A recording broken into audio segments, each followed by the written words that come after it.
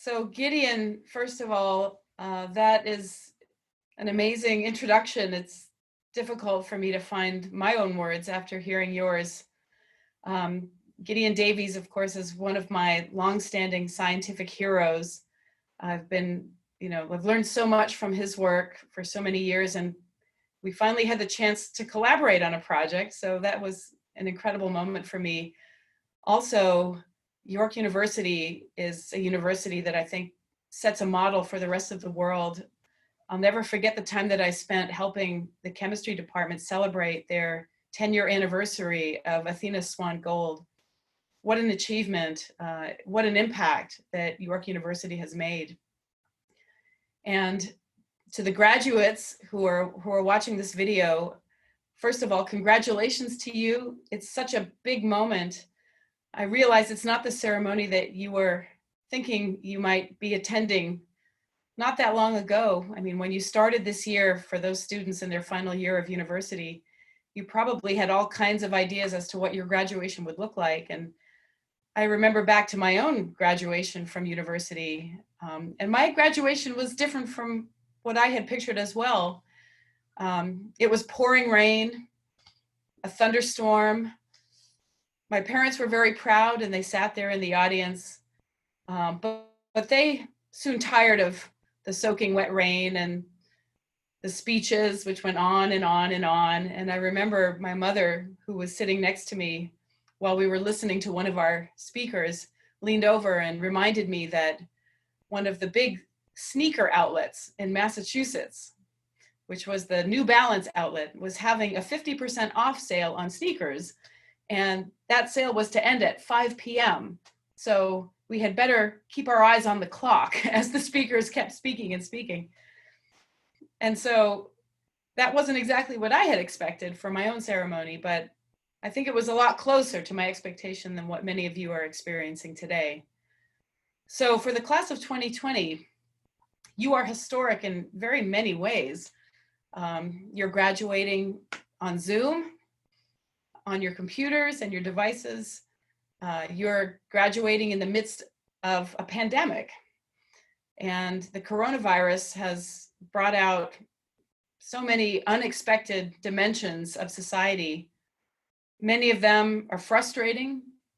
Some of them I find also hopeful. And I know as a scientist, certainly, I feel that science is really having its moment right now. I think we're discovering that we had developed some incredible muscles in drug development, in vaccine development, in clinical trial management, and we're flexing those muscles and using those muscles in real time here.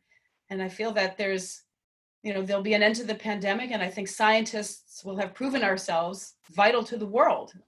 Many of us thought we were all along, but I think for the greater society, this is the moment for science to shine. At the same time, certainly in the United States, where I live, the pandemic has cast a very stark light on inequality. Inequalities that were with us all along, but that really show their ugliest face in the form of the pandemic.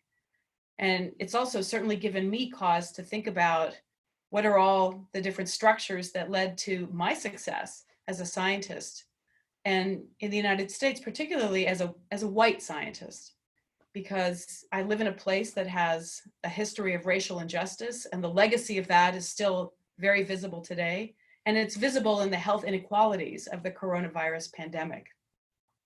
It also gives me a chance to think about all those people to whom I'm so grateful for my own career.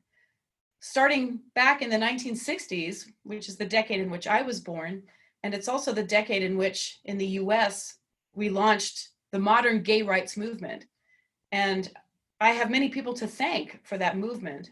Most importantly, the Black trans women at the Stonewall Inn, which was a club in New York City. And that was the club in which those Black trans women finally, one night in 1969, stood up and fought back against police harassment, police brutality. And those riots of the Stonewall Inn lasted for a week and launched what we now think of as the gay rights movement. In fact, that's the reason that June is Gay Pride Month. that's the month in which the Stonewall riots were initiated. And if it were not for the courage of those people to stand up for their rights and for their equality, I wouldn't be here today being recognized as a member of your own community, for which I'm so proud and so grateful.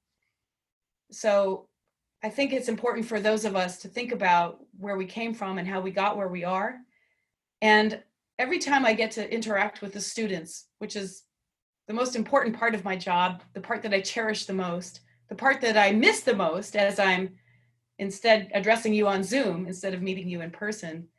But working with students, working with the next generation has always made me very hopeful, because it's your generation that has always taught everyone who's come before you what the future looks like, what the future should look like, and what a just society looks like. And I feel that we're moving towards that vision. And I'm really excited to see where you all take the rest of us. And most importantly for myself, I'm looking forward to what I can learn from you as you leave your university, pursue your goals, live your dream, and teach the rest of us what a just world should look like. So York University, thank you so much. Unfortunately, the closest I'm able to come to you today is this virtual background, but hopefully I'll be able to visit you again very soon and to offer my own hard work towards helping you realize your very important goals.